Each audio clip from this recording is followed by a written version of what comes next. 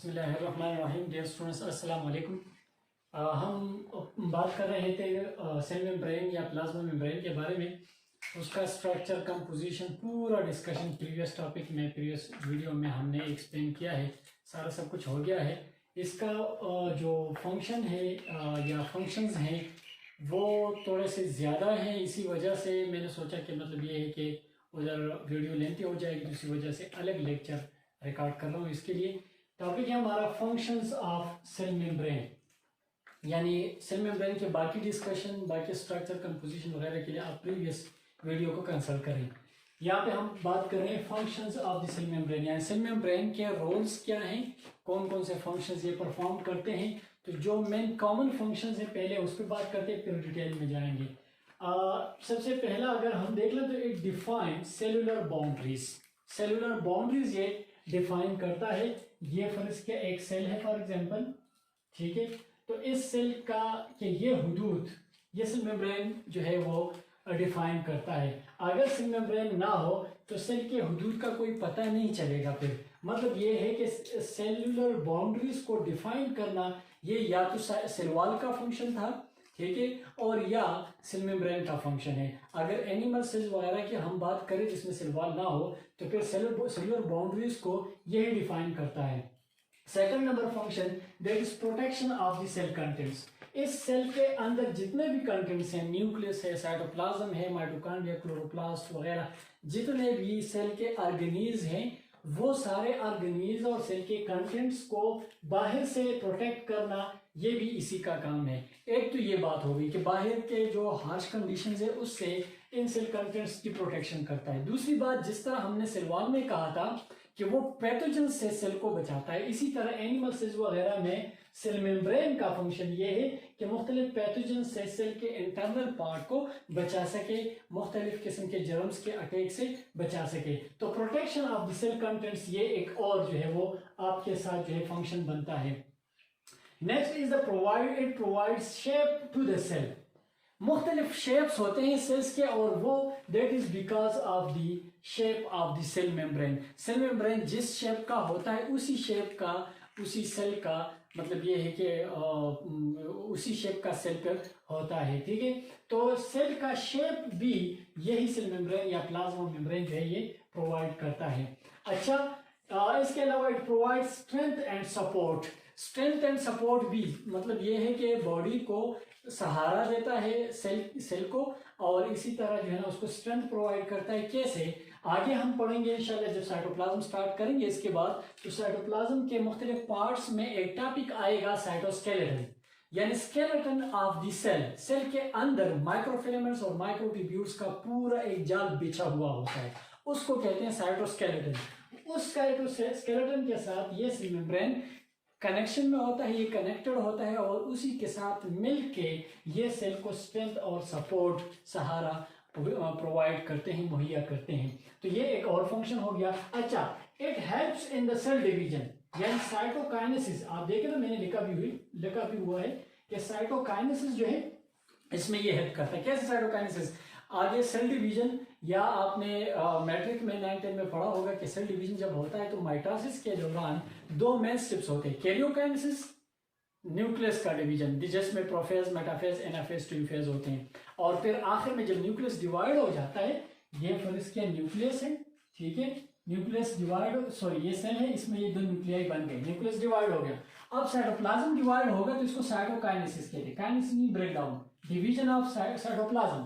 Cyto mean cytoplasm. तो cytoplasm का division अब होगा।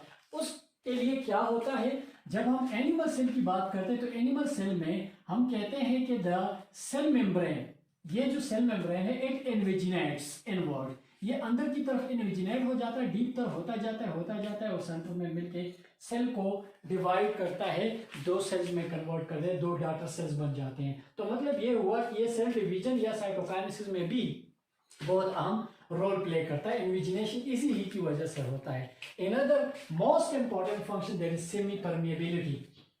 Semi permeability of the cell, कल मैंने आपको पिछली वीडियो में कहा था कि जितने भी हमारे मेम्ब्रेन्स है बॉडीज में वो तीन तरह के होते हैं। एक टोटली परमिएबल जिस तरह हमने कहा कि सिलवाल है, उससे सारे किस्म के मोस्ट ऑफ द मॉलिक्यूल्स पास हो सकते हैं। एक इम्परमिएबल है जिससे कोई पास नहीं हो सकता, एक सेमी परमिएबल है। Semi means half, semi permeable, या इसको हम सेलेक्टिवली परमिएबल भी कहते हैं, सेलेक्टिवली परमिएबल मेम्ब्रेन, क्योंकि ये सेलेक्टिव बाज मॉलिक्यूल्स को सिलेक्शन करके उन मॉलिक्यूल्स को पास होने देते हैं और बाज को नहीं। अब कौन से मॉलिक्यूल्स पास हो सकते हैं, कौन से नहीं, ये भी मैं बताता हूं। यहाँ पे हमारे पास क्या है कि ये लिपिड बाइलेयर है, इसमें काफी सारे लिपिड्स हैं।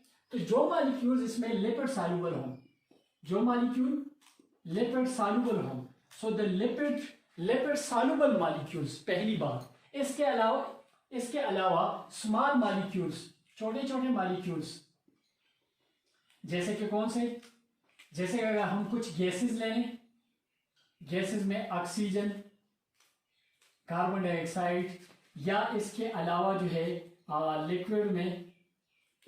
लिक्विड में हम वाटर ले सकते हैं, वाटर के अलावा सॉलिड में ग्लूकोज ले लें। ये ऐसे मॉलिक्यूल्स हैं विच आर स्मॉल, ठीक है, विच आर स्मॉल। तो लिपिड सॉल्युबल सब्सटेंसेस और इसके अलावा oxygen, carbon dioxide, water, glucose, इस जैसे मॉलिक्यूल जो कि स्मॉल हैं, लो मॉलिक्यूलर वेट के होते हैं, वो इस मेम्ब्रेन से इजीली पास होते हैं, वो इस मेम्ब्रेन से इजीली पास होते हैं। अगर हम ऐसे ये भी मतलब ये है कि आयनिक फॉर्म में नहीं है, अगर हमारे पास आयनिक मॉलिक्यूल्स हों, आयनिक हो या बहुत ज्यादा लार्ज मॉलिक्यूल्स हों, so these molecules can not pass, ये इससे पास नहीं हो सकते।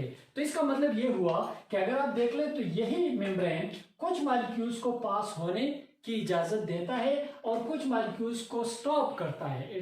दे can not be passed through the cell membrane. तो इसी वजह से इसको सेलेक्टिवली परमिएबल कहते हैं या सेमी परमिएबल मेम्ब्रेन कहते हैं। तो ये एक और फंक्शन हो गया जो बहुत ज्यादा इंपॉर्टेंट फंक्शन है, ठीक है। अच्छा, इसके अलावा regulation of cell to environment interaction, cell और एनवायरनमेंट के साथ दोनों के दरमियान, सेल के अंदर और बाहर एनवायरनमेंट के दरमियान जो इंटरेक्शंस होते हैं, उन इंटरेक्शंस को रेगुलेट करना ये भी सेल मेम्ब्रेन ही का काम है। मैं आपको बताता हूं, so for example this is a cell, again ये एक सेल है, ये अंदर से सेल का अपना एनवायरनमेंट है और ये इसका बाहर एक्सटर्नल एनवायरनमेंट है। तो क्या है, ये सेल अपने एक्सटर्नल एनवायरनमेंट के साथ इंटरेक्शंस रखता है। कैसे इंटरेक्शन, मतलब लेन देन कायम करता है। कैसे, से फॉर एग्जांपल अगर इसको फूड चाहिए बाहर से, तो वो फूड मॉलिक्यूल्स ये बाहर से लेगा, ठीक है। अगर वेस्ट मटेरियल अंदर बनते हैं वेस्ट, तो इसको ये बाहर निकालेगा। अच्छा, कुछ मटेरियल्स अगर फॉर एग्जांपल हार्मोन्स वगैरह बनते हैं, सो दे आर सीक्रेटेड आउट, उनको बाहर निकाल दिया जाता है, या कोई और आयंस वगैरह इनको चाहिए तो वो बाहर से लेता है। अब ये थ्रू व्हाट लेता है, इस बैरियर के थ्रू लेता है। All these things are exchanged through this cell membrane or plasma membrane। तो इसी वजह से हम कहते हैं कि सेल और एनवायरनमेंट के दरमियान जो इंटरेक्शंस होते हैं उसको भी ये रेगुलेट करता है। ये एक और फंक्शन हो गया। अच्छा, इसी तरह अब हमने पिछले लेक्चर में बताया था कि ये कार्बोहाइड्रेट्स है, ये प्रोटीन है, ये कार्बोहाइड्रेट्स है, ये लिपिड है। तो कार्बोहाइड्रेट और प्रोटीन जब मिलते हैं तो ये ग्लाइकोप्रोटीन बनाते हैं, कंजुगेटेड मॉलिक्यूल्स, पिछले वीडियो में हमने बताया है। अच्छा, इसी तरह कार्बोहाइड्रेट्स और लिपिड जब मिलते हैं तो ग्लाइकोलिपिड्स बनाते हैं। अब ये देखते हैं कि इन ग्लाइकोप्रोटीन और glycolipids, role of glycolipids and glycoproteins, इन दोनों का रोल क्या है। तो इन दोनों के बारे में मैं आपको बता दूं कि इसके बारे में कहा जाता है कि they are surface markers, they are used in the recognition of the cells, recognition of the cells के रिकॉग्निशन में ये हेल्प करते हैं, इसके जरिए सेल्स को पहचाना जाता है, ठीक है।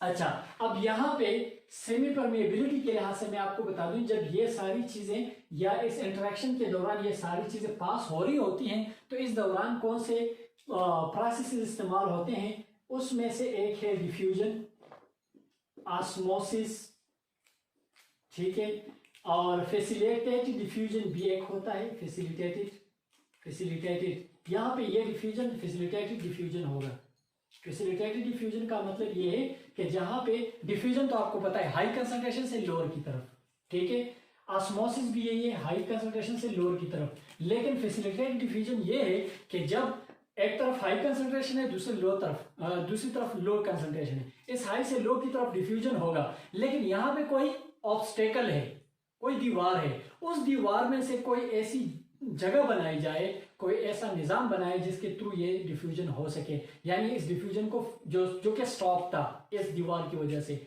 इस डिफ्यूजन को फैसिलिटेट किया गया, तो फैसिलिटेट डिफ्यूजन, तो यहाँ पे ये मेम्ब्रेन वो दीवार बनता है और इसमें कुछ चैनल्स होते हैं जो इस डिफ्यूजन को फिर फैसिलिटेट करते हैं, तो फैसिलिटेटेड डिफ्यूजन भी इसे कहते हैं। इसके अलावा कुछ ट्रांसपोर्ट्स में एनर्जी भी इस्तेमाल होती है, यानी लो कंसंट्रेशन से आप अगर इसको हाई कंसंट्रेशन की तरफ लेके जाओगे तो फिर एनर्जी इस्तेमाल होगी and that is active transport. तो ये मुख्तलिफ प्रोसेस इस्तेमाल होते हैं इन ट्रांसफर परमेबिलिटी में, एनवायरनमेंट के रेगुलेशन में जो चीज़ें अंदर आ रही है बाहर जा रही है, तो इनमें जो है ये मुख्तलिफ स्टेप्स इस्तेमाल होते हैं, ये मुख्तलिफ प्रोसेसेस। अब एक फंक्शन है हमारे पास यहाँ पे, there is endocytosis and exocytosis. कभी कभार फूड मॉलिक्यूल्स या वगैरह लार्ज साइज में होते हैं, तो क्या होता है, सेल इन्विजिनेट होके ये पर इसके फूड है, इसी फूड को एनगल्फ करता है और इसी तरह इसको फिर अंदर जो है अंदर शिफ्ट करता है और क्या है कि फूड लिक्विड के जरिए डाइजेस्ट करता है। डाइजेशन मुख्तलिफ माइक्रो ऑर्गेनिज्म्स में भी ऐसा होता है। तो यहाँ पे क्या है, फूड इज एनगल्फ, फूड एक तरीके से अंदर आ गया, this is called as endocytosis, इसको एंडोसाइटोसिस कहते हैं। और इसी सेल के अंदर कुछ बनते हैं वेस्ट मटेरियल जिनको सेल से निकालना पड़ता है, उसके लिए कुछ वैक्यूल्स बनते हैं, उन वैक्यूल्स में इसको मेम्ब्रेन तक पहुंचाया जाता है, ठीक है, इट बर्ड्स ऑफ, बाहर की तरफ बर्ड ऑफ हो जाता है एंड इज कट ऑफ, और बाहर इस तरह, या क्या होता है, कट ऑफ होता है, या are sometimes this is ruptured outside, ये रप्चर हो जाता है and these materials are expelled out. तो यहाँ पे जो मटेरियल अंदर आ रही है endocyto, endo means inside, cyto means cell, यानी सेल के अंदर, साइटोसिस कोई प्रोसेस है सेल वाला, सेल के अंदर आने वाला प्रोसेस, और सेल से चीजें निकालने वाला प्रोसेस जो है इसको कहा जाता है एक्सोसाइटोसिस, एक्सोसाइटोसिस। तो आप अगर देखें एंडोसाइटोसिस में भी सेल का रोल है और एक्सोसाइटोसिस में भी ये सेल का हिस्सा है, सेल का रोल है, तो एंडोसाइटोसिस और एक्सोसाइटोसिस में भी रोल प्ले करता है। ये कुछ जनरल डिस्कशंस। अब हम इसके मेन जो कंस्टिट्यूएंट्स है सेल मेम्ब्रेन, उसके फंक्शंस की बात करेंगे, यानी जैसे कि लिपिड्स और प्रोटीन्स, 20 to 40% लिपिड्स हैं, 60 to 80% प्रोटीन्स हैं, तो इनके मेन अपने क्या क्या फंक्शंस है उसकी बात आज करेंगे। पहले मैं आपको बता दूं कि लिपिड्स यहाँ पे 2-3 तरह के होते हैं, फास्फोलिपिड्स, फास्फोलिपिड्स की शक्ल में होते हैं, और इसके अलावा कोलेस्ट्रॉल इसकी शक्ल में पाए जाते हैं। तो फास्फोलिपिड्स और कोलेस्ट्रॉल, ये देखें ये कोलेस्ट्रॉल है, इसके अंदर कोलेस्ट्रॉल, और ये जो लिपिड बाइलेयर बना है ये फास्फोलिपिड्स के बने हैं। तो फास्फोलिपिड और कोलेस्ट्रॉल क्या करते हैं, इनका मेन काम क्या है, they give fluidity to the cell membrane. Cell membrane जितना फ्लूइड होगा इतना इलास्टिक होगा, और इस तरह इतनी सेमी परमिएबिलिटी वो पॉसिबल होगी। तो फ्लूइडिटी ये फास्फोलिपिड्स प्रोवाइड करते हैं। अब मैं आपको बता दूं वजह क्या है फास्फोलिपिड्स में। मैंने आपको पिछली वीडियो में कहा था कि ग्लिसरॉल के साथ होते हैं फैटी एसिड्स, इसके साथ फैटी एसिड्स होते हैं। याद रहे कि फैटी एसिड्स जब भी फैटी एसिड्स जो हैं वो होते हैं सैचुरेटेड होते हैं तो ये सॉलिड फॉर्म में होते हैं, और जब ये अनसैचुरेटेड हो तो ये लिक्विड फॉर्म में बनते हैं, जिस तरह ट्राइग्लिसराइड एक टॉपिक है, सेकंड चैप्टर में आप लोग पढ़ोगे। या सिंपल मैं एक मिसाल देता हूँ, वेजिटेबल ऑयल है हमारे पास, ऑयल लिक्विड फॉर्म में है, इसकी हाइड्रोजिनेशन हम करते हैं, केमिस्ट्री का एक टॉपिक है। हाइड्रोजिनेशन के जरिए यहाँ पे हम निकल वगैरह को एज अ कैटलिस्ट यूज करते हैं। इस ऑयल का हाइड्रोजिनेशन करके इसको वनस्पति घी में कन्वर्ट करते हैं। अब ऑयल लिक्विड है, वनस्पति घी सॉलिड है, ये इधर सॉलिड कैसे बन गया, ऑयल में जितने भी फैटी एसिड्स हैं और लिपिड्स हैं वो अनसैचुरेटेड हैं, घी में जो लिपिड्स हैं वो सैचुरेटेड हैं। तो यहाँ पे फैटी एसिड्स जितने अनसैचुरेटेड होंगे जितने ये अनसेचुरेटेड होंगे यहाँ पे इस प्लाज्मा मेम्ब्रेन में, वो क्या होंगे, वो फ्लूइडिटी मोबाइल होंगे, वो फ्लूइडिटी काज करेंगे, ठीक है, बिकॉज दे आर अनसेचुरेटेड, ठीक है। इसी तरह कोलेस्ट्रॉल क्या करते हैं, कोलेस्ट्रॉल का काम ये है कि आमतौर पे बॉडी टेम्परेचर पे सेल के जो सेल मेम्ब्रेन है उसको स्टेबलाइज रखते हैं, लेकिन जितना टेम्परेचर लो होता है, लो टेम्परेचर पे अगेन ये भी फ्लूइडिटी काज करते हैं, ये भी फ्लूइडिटी काज करते हैं। तो मतलब ये हुआ कि फास्फोलिपिड्स इस तरह अनसेचुरेटेड फॉर्म में, और कोलेस्ट्रॉल लो टेम्परेचर पे मेम्ब्रेन के फ्लूइडिटी को बढ़ाते हैं, मेम्ब्रेन के फ्लूइडिटी को बढ़ाते हैं, और उसी तरह से परमिएबिलिटी बढ़ती है। अच्छा, अब आखिर में फंक्शंस ऑफ प्रोटीन्स, प्रोटीन्स के क्या फंक्शंस हैं, तो यहाँ पे देखते हैं कि होते कौन से हैं, किस किस किस्म के प्रोटीन्स हैं। तो इनमें एक हम लेते हैं that is channel protein, channel proteins plus channel proteins plus carrier proteins, carrier proteins, channel proteins और कैरियर प्रोटीन्स। कैरियर प्रोटीन्स में आल्सो बी कॉल्ड एज परमिएजेस, इनको चैनल प्रोटीन्स को हम परमिएजेस भी कहते हैं। अब यहाँ भी याद रखिए, यहाँ अगर आप देख लें ये जो प्रोटीन है इसके अंदर एक चैनल मैंने दिखाया हुआ है, इसके अंदर एक टनल है, there is a tunnel, there is a channel inside this channel protein. तो जो लार्ज मॉलिक्यूल्स होते हैं जो कि इससे पास नहीं हो सकते, जब ये इससे पास नहीं हो सकते किससे, सेल मेम्ब्रेन से, तो वो लार्ज मॉलिक्यूल्स इस चैनल के थ्रू पास किए जाते हैं। जब इनकी जरूरत होती है अंदर आने की या बाहर जाने की, तो इन चैनल प्रोटीन्स को इस्तेमाल किया जाता है। तो ये इसका काम है। एक कैरियर प्रोटीन है सेल मेम्ब्रेन में, this is for example cell membrane. Cell membrane में दूसरे किस्म के प्रोटीन्स भी होते हैं। इन प्रोटीन्स के जरिए हम क्या करते हैं, मुख्तलिफ मॉलिक्यूल्स को कैरी करते हैं, therefore they are called as carrier proteins, जिसका बेस्ट एग्जांपल आपके साथ है यहाँ पे। चैनल प्रोटीन्स में मैंने कहा कि टनल होता है, टनल, और कैरियर प्रोटीन्स में आपके पास एग्जांपल है sodium potassium pump. Sodium potassium pump क्या चीज है, जब हमारे नर्व्स की बात हम करते हैं, नर्व सेल्स की बात करते हैं, तो नर्व सेल में क्या है, इस मेम्ब्रेन पे पॉजिटिव और नेगेटिव चार्जेस, ये मेम्ब्रेन का एक हिस्सा मैंने लिया है, पॉजिटिव नेगेटिव चार्जेस प्रोड्यूस होते हैं, और यही चार्जेस फिर सिग्नल को या इम्पल्स को लेके जाते हैं आगे। अब ये प्लस और माइनस कैसे बनते हैं, सो इसमें एक रोल होता है सोडियम पोटेशियम पंप का। सोडियम पोटेशियम पंप क्या करते हैं, से for example this is that sodium potassium pump.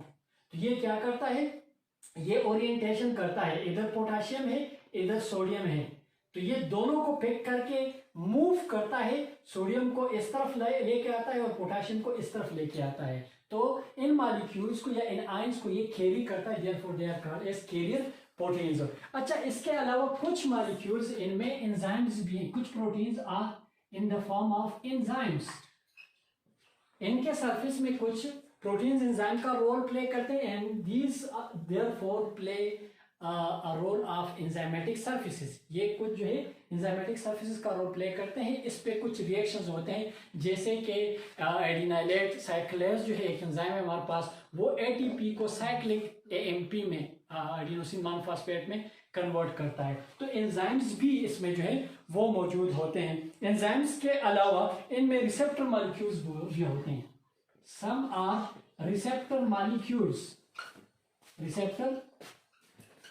Some are receptor molecules, कुछ मॉलिक्यूल्स इनमें रिसेप्टर मॉलिक्यूल्स होते हैं। उसका मतलब क्या है, इसका मतलब ये है कि इन मॉलिक्यूल्स, इन प्रोटीन्स के जरिए सेल क्या करता है, सिग्नल्स जो आ रहे होते हैं उन सिग्नल्स को रिसीव करता है, और वो सिग्नल्स साइटोप्लाज्म में भेजा जाता है। साइटोप्लाज्म पे उसका जो रिस्पांस देना होता है वही रिस्पांस देता है। तो मतलब ये हुआ कि ये रिसेप्टर का काम रोल प्ले करते हैं।